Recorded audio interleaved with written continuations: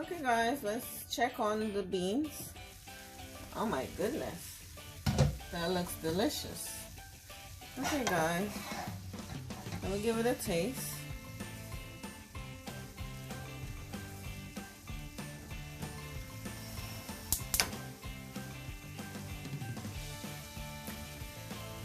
Mmm, this is yummy.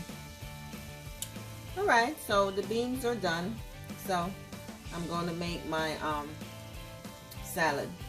Stay tuned. Okay guys, so here's everything. I'm going to make a plate, a bowl. So I'm going to put all my quinoa in here. This is 1 cup.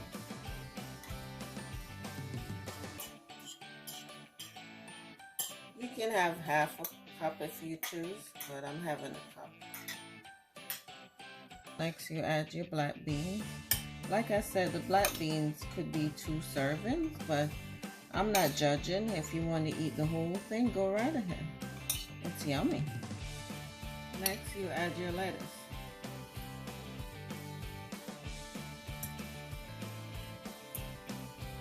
Here it is, guys, my version of a Mexican quinoa bowl.